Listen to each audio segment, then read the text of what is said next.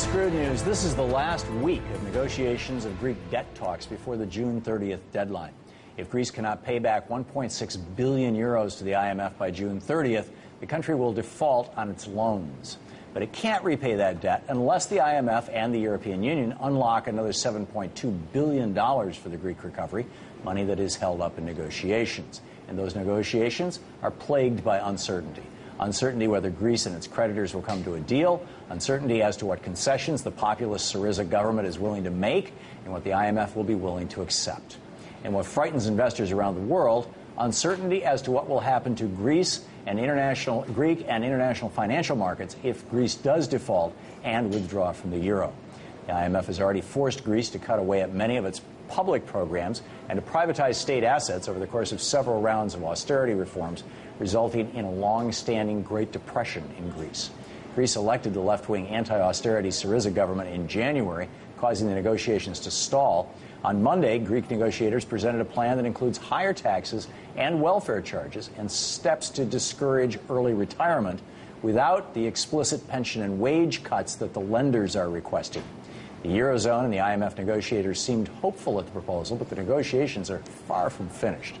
Here now to discuss the Greek debt negotiations and what might happen in the next week is Richard Wolff, economist, professor of economics emeritus at the University of Massachusetts Amherst, and co-founder of democracyatwork.info, author of Democracy at Work, A Cure for Capitalism. Welcome, Dr. Wolff. Welcome back. Thank you, Tom. I'm glad to be here. It's great to have you. Can you walk us through the Greece's proposal yesterday and why its lenders aren't satisfied with it? Well, the background to this is mostly what would have to be called public relations or political theater.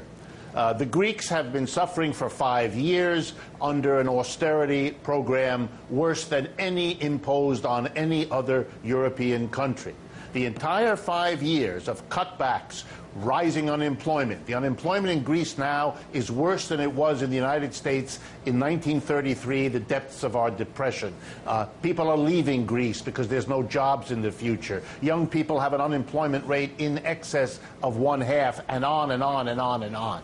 For those 5 years, the promise was this suffering would get you out of the economic crisis.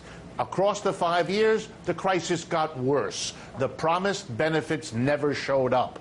That's why the Greek people, in the end, in January of this year, said enough of politicians who are cooperating in this scandalous failure. We want fundamental change. That came as a surprise, because elsewhere in Europe, where austerity is also the program, where the governments everywhere have done, as they did in the United States, shift the costs and burdens of the economic crisis onto the mass of people by bailing out the banks, by boosting up the stock markets, by helping those who needed the help least, and helping those who had done the most to bring the crisis at the expense of everybody else. The frightening reality for Europe was that in Greece, at least, the people stood up and voted out the leadership that did that. And everything since then has been shaped about that. Let me explain. In Germany and France, the two most important economies in the unified Europe, they are also imposing austerity on their people. A disproportionate number of Germans have been converted from regular full-time jobs to extremely precarious part-time jobs. It is a scandal. They have shifted the balance of wealth and power from the mass of people to the top, just like we have in the United States. And they are frightened of their own people's reaction. They have to smash, this is the punchline, they have to smash what is being tried by the Syriza-led government in Greece, because they're really carrying through a struggle with their own people to try to convince them of the hopelessness and the danger of resisting what, in fact, the majority of working people in Europe, which is the majority, would like to resist. That's the real issue here. The rest is details of public relations, leaks, and posturing, which is why it goes on week after week after week. Are the economic austerity measures that are being imposed on Greece as a precondition to further assistance for that country, not unlike the economic austerity we're seeing here in the United States from the sequester on. Does that make any sense, at least economically? I mean, we can agree that morally it stinks, but is it good economics? No, it's not good economics. It hasn't been very good economics anywhere in Europe. Europe is in the worst economic crisis anyone foresaw. In fact, very few people foresaw it. I mean, it is grim what has happened in Europe across the board. This is 5 years of austerity, which has plunged Europe in a spectacular crisis, of which Greece is only the worst part. A rational society that was willing to face what was actually happening would be in a big debate across all of Europe, trying to figure out what terrible mistakes were made, who made them, and how you fix them. Instead, they focus on a very poor, tiny corner of the European continent, Greece, and carry out this psychodrama as if that were the problem. The equivalent in this country would be a national debate about the awful people in Rhode Island. That would be the comparable size matter here. This is a game, and the real issue is, can we put on the mass of people in Greece, in Germany, in Ireland, in Spain, can we put on them all the burdens of an capitalist economic system that crashed in 2008, that has not been able to get itself back on its feet while taking care of those at the top who need it at least? That's a heavy order of business because it's so outrageous, and that's why this kind of crazy political game keeps circulating. Yeah. Here in the United States, we can look at austerity at the Paul Ryans of the world, the Republican Party in general, who want to cut back on Social Security, privatize Social Security, do away with Medicare, and all these kind of austerity things.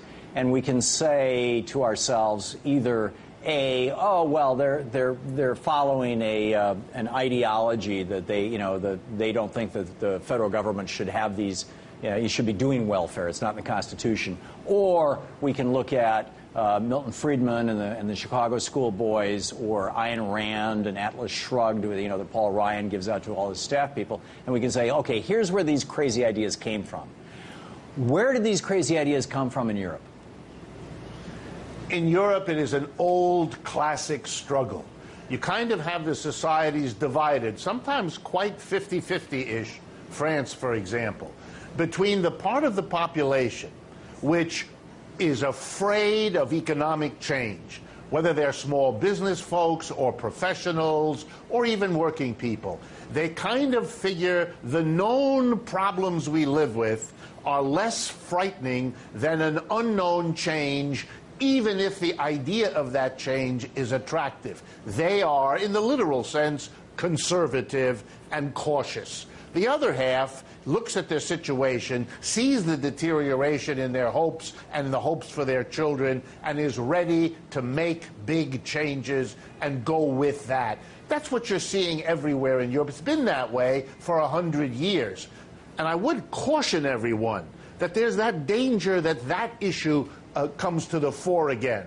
As the Greeks proposed those changes that you referred to at the beginning over this last weekend, they also indicated that the more they're pressured, the more they're going to tax rich people, which they did in those proposals, and business, which they did in those proposals. And that's sharpening that old European conflict between the conservative hold back and the radical, and those are big struggles in Europe. They've caused civil wars. They've brought fascism when the right wing won. Those issues are lurking right behind the surface, because the more the rich countries squeeze the little, the more the left-wingers who come to the fore in Spain, in Greece, and elsewhere are going to have no place else to go but to go after their wealthy and their rich, because that's the only way to honor their electoral promises, to not let austerity shift all those costs onto the mass of people.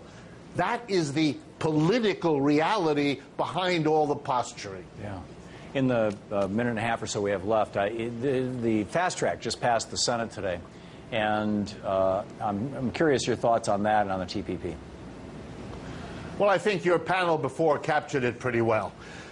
There are a bunch of corporations who see enormous advantages in getting this kind of a trade pact through, just like there were a bunch of corporations who wanted NAFTA to go through. They are aware that environmentalists and labor unions know that this is not for them, so they oppose it. And they know that there are a bunch of other corporations who are going to be hurt by this. The way this works is simple. If a big company wants Obama and the Congress to get them a good deal, they have to give something to the other countries involved in order to get the privilege they want. They give away the issues that are of concern to other American corporations who don't want to get that shaft and therefore line up also with skepticism. So the end result is a bunch of folks on the right who are going to get shafted one way or another, and a bunch of big corporations who want it. The big corporations have more money. That's why the votes were changed. When they lost a week and a half ago, they just went around, this is the way our Congress works, and gave little prizes to those people whose votes had to be changed. A bridge over here, a post office over there, a better nod from the president on something else that they wanted, and they sold out to give these corporations what they want. And then we'll spend the next 10 years discovering how all that plays out, just like we did with NAFTA. This is the best democracy money can buy, and the TPP and the forthcoming TTIP, which is the same thing with the Atlantic community as with the Pacific, will be another replay unless and until a mass movement begins in this country that finally says, like they did in Greece, no more. Right, but that's going to have to happen at the ballot box, isn't it, in the elections? It's remarkable. And it's going to have to happen in people's willingness to finally stand up, not be quiet sheep being pushed around and squeezed. That's what finally did it in Greece, and I see no reason that this can't happen elsewhere in Europe. In Spain, it's already underway, right. Nor is there any reason why it can't happen here. Yeah. Professor Richard Wolff, thanks so much for being with us tonight. My pleasure. Thank you.